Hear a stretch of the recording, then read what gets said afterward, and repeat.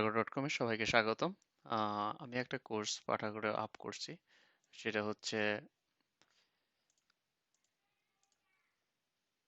Create a Razr page web app with ASP.NET core.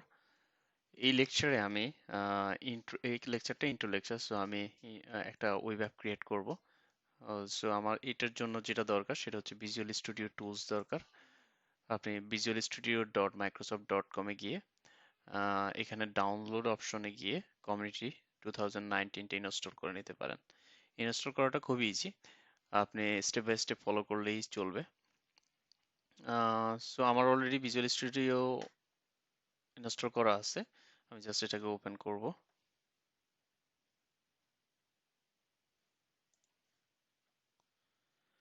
এখন আমরা visual studio open হলো, এখন আমরা একটা প্রজেক্ট ক্রিয়েট করব। এখানে অনেক ধরনের টেমপ্লেট আছে। আমরা যেহেতু ওয়েব অ্যাপ্লিকেশন ক্রিয়েট করব, সো আমরা ASP.NET কোর ওয়েব অ্যাপ্লিকেশনস এটা সিলেক্ট করব এবং আমরা একটা নাম দেব, প্রজেক্ট নেম। সো আমি একটা নাম দিচ্ছি অনলাইন লার্নিং ম্যানেজমেন্ট। সো আপনি চাইলে লোকেশন চেঞ্জ করে নিতে পারেন, আমি এখানেই রাখবো। আমার এরকম একটা প্রজেক্ট আছে, সো আমরা অন্য লোকেশনটা চুজ করে দিই। সো আমি এখানে একটা ফোল্ডার ক্রিয়েট করে দিই, ডেমো। সো আমি এখানে আমার প্রজেক্টটা রাখবো এন্ড ক্রিয়েট। এখানে দেখুন, এখানে আপনি টেমপ্লেট, বিভিন্ন টাইপের টেমপ্লেট সিলেক্ট করতে পারবেন। এখানে এমটি, যেখানে আপনাকে কোনো কিছুই দেওয়া হবে না। এপিআই, আপনি যদি এপিআই প্রজেক্ট ক্রিয়েট করতে চান। ওয়েব অ্যাপ্লিকেশনস, আমরা এটা সিলেক্ট করব। যেহেতু আমরা রেজো পেজ ওয়েবটা আমাদের মেইন ফোকাস, ওইটা দিয়ে আমরা ওয়েব অ্যাপ্লিকেশনটা ডেভেলপ করব। সো আমরা এটা করব। মডেল ভিউ কন্ট্রোলার করতে পারেন, সো আমরা এটা করব, আমরা এটা সিলেক্ট করব। এখানে কিছু অপশন আছে দেখুন, আপনি অথেন্টিকেশন চাইলে ইনিশিয়ালি চুজ করতে পারেন, আপনি পরে চাইলে পরে অ্যাড করতে পারবেন। সো আমরা পরে অ্যাড করব এটা আহ, শিখার জন্য। আপনি চাইলে কনফিগার HTTP করতে পারেন, বা HTTPS বেটার। এনাবল ডকার, আপনি যদি ডকার সম্পর্কে আইডিয়া থাকে ভালো, না থাকলেও সমস্যা নাই, এটা নিয়ে আমরা পরে আলোচনা করব। বাট আপনি ডকার যদি এনাবল করেন, সেই ক্ষেত্রে তারা ডকার সাপোর্ট করবে, আমরা যে কোনো ডকারে রান করতে পারবো এই প্রজেক্টটাকে। সো আমার এখন দরকার নেই, সো আমি অফ করে রাখবো। আর এই অপশনটা খুব important, enable razor run time completions. অর্থাৎ আমরা যদি ভিউ পেজে চেঞ্জ করি, তাহলে আপনি যদি এই প্রজেক্টটা রান করে রাখেন, তাহলে আপনি যদি এনি চেঞ্জ ভিউতে হয়, তাহলে এটা ডিসপ্লে, অর্থাৎ ইন্টারনেট এক্সপ্লোরার বা ব্রাউজারে দেখাবে। সো আমরা এটা অন করে রাখবো, তাহলে আমাদের সুবিধা হবে আমরা যখন ভিউ ফাইল চেঞ্জ করব, যাতে সরাসরি আমি ডিসপ্লেতে দেখতে পারি। সেই জন্য এটা এনাবল করে রাখবো। ক্রিয়েট করলাম।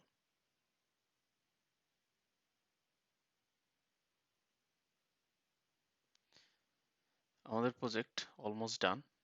সো অলমোস্ট ক্রিয়েট হয়ে গেছে, সরি অলমোস্ট ডান না, অলমোস্ট ক্রিয়েট হয়ে গেছে।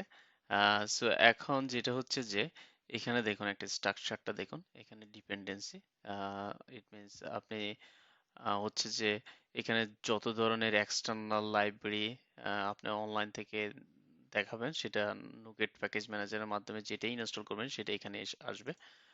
প্রপার্টিস, আপনার প্রজেক্টের প্রপার্টিস গুলো এখানে থাকবে। লোকাল হোস্টের কোন পোর্টে রান করবে, কি করবে, এবং এটা আইএস এক্সপ্রেস দিয়ে রান করবে। আপনি চাইলে এগুলো ইন্টারফেস দিয়েও চেঞ্জ করতে পারবেন। সো এটা তো ইম্পর্টেন্ট না ইনিশিয়াল স্টেপের জন্য। এইটা হচ্ছে www রুট। এখানে যত স্ট্যাটিক ফাইল আছে আপনার, অর্থাৎ ফ্রন্ট-এন্ডের জন্য যত স্ট্যাটিক ফাইল আছে সব এখানে থাকবে। লাইক সিএসএস, আমাদের যদি নতুন সিএসএস অ্যাড করা লাগে তাহলে আমরা এখানে করব। জাভাস্ক্রিপ্ট ফাইলগুলো আমরা এখানে করব। এখানে আমরা আবার ইমেজ, যদি কোনো আমাদের ইমেজ প্রয়োজন হয়, অবশ্যই ইমেজ আমাদের প্রয়োজন হবে, আমরা ইমেজটা এখানে অ্যাড করব। এবং data like PDF file, any file, static file আমরা এখানে অ্যাড করব। সো এটা নেক্সট হচ্ছে পেজেস। পেজেস এর মধ্যে এখানে সকল ধরনের রেজর পেজেস, আমরা যেহেতু রেজর পেজ নিয়ে কথা বলতেছি, সব রেজর পেজ আমরা এখানে ক্রিয়েট করব। এই যে পেজেস ফোল্ডারটা, এটা আমরা পরবর্তীতে চাইলে রিয়্যাক্ট বা অ্যাঙ্গুলার যে যে কোনো ফ্রন্ট এন্ড লাইব্রেরি দিয়ে রিপ্লেস করে দিতে পারবো। Next app settings. App settings এখানে হচ্ছে যে যত ধরনের কনফিগারেশন ফাইল, অর্থাৎ অ্যাপ্লিকেশন রান করার জন্য, লাইক ডেটাবেস কনফিগারেশন ফাইল হতে পারে, আমাদের ডেটাবেজের লোকেশন কোথায়, ডেটাবেজের ইউজার নেম পাসওয়ার্ড সবকিছু এখানে বলে দেওয়া যাবে। এটা আমরা পরবর্তী লেকচারে যখন ডেটাবেজ নিয়ে আলোচনা করব তখন আমরা দেখাবো কিভাবে কনফিগার করতে হয় বা কিভাবে রাইট করতে হয়। আর এই প্রোগ্রাম ফাইলটা, এখান থেকেই প্রোগ্রামটা স্টার্ট হয়, অর্থাৎ আপনি যখন রান করবেন প্রথমেই আসবে এখানে, এখানে এসে তারপরে প্রোগ্রামটাকে রান করবে। স্ট্যাটাস, এই ফাইলটা খুব ইম্পর্ট্যান্ট একটা ফাইল। এই ফাইলে হচ্ছে যে আপনার যত ধরনের অ্যাপ্লিকেশন শুরু হবে প্রোগ্রাম থেকে এখানে আসবে। এখানে আসার পরে সেই কনফিগারেশন করতে, অর্থাৎ আপনি ডেটাবেস কনফিগারেশন করতে পারেন, নেক্সট ডিপেন্ডেন্সি ইনজেকশন, যত ধরনের অবজেক্ট ক্রিয়েশন মেথড এখানে আপনি ডিফাইন করে দিতে পারেন। তারপরে অথেন্টিকেশন অথরাইজেশনস কিভাবে হবে সেটা এখানে ডিফাইন করে দিতে পারেন। সো যেটা হচ্ছে যে সবকিছু এখানে ডিফাইন করা হবে এবং সেই অনুযায়ী আপনার হচ্ছে যে আহ, পুরো ওয়েবসাইটটা রান হবে। এখন আমরা তাহলে রান করে দেখি জিনিসটা।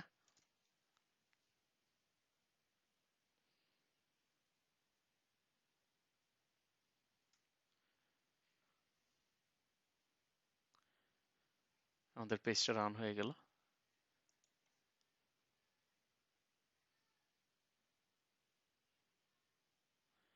রান হয়ে গেল, ওয়েলকাম পেজ। আমরা এখন এই পেজটাতে একটু চেঞ্জ করে দেখি চেঞ্জ হয় কিনা। সো আমাদের মেইন পেজ হচ্ছে ইন্ডেক্স পেজ অলওয়েজ। সো আমরা পেজেসে যাব, এখানে ইন্ডেক্স পেজ, এই প্রথমটা আপনার এই পেজটাই আপনার রান হবে। সো আমরা এখানে গিয়ে যদি এখানে কিছু চেঞ্জ করি, ওয়েলকাম টু মাই পেজ, আমরা সেভ করি। আমরা মনে আছে এনাবল ভিউ কনফিগারেশন একটা অপশন ছিল, যে কারণে আমি এখন যেহেতু এখানে চেঞ্জ করছি, আমার ডিসপ্লেতে আমি এখন অটো চেঞ্জ হয়ে যাবে, আমার আর স্টপ করা লাগতেছে না আইএসটা। এখন চেঞ্জ হয়ে গেল। ওইটা যদি না করতাম এখানে আপনার চেঞ্জটা হতো না, সেই ক্ষেত্রে আমার স্টপ করে আবার রান করতে হইতো।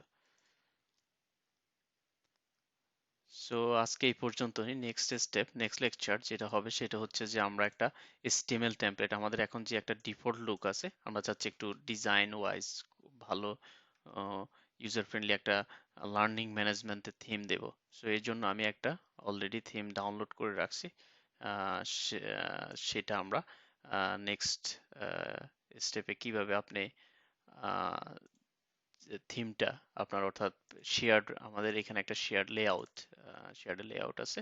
এখন এই লেআউটে রান করে আমরা একটা লেআউট দাঁড় করাবো, যে লেআউট আপনি যে কোনো থিম আপনি চাইলে আপনার প্রজেক্টে ইন্টিগ্রেট করতে পারবেন। সো আজকে এই পর্যন্তই। নেক্সট লেকচারে দেখা হবে।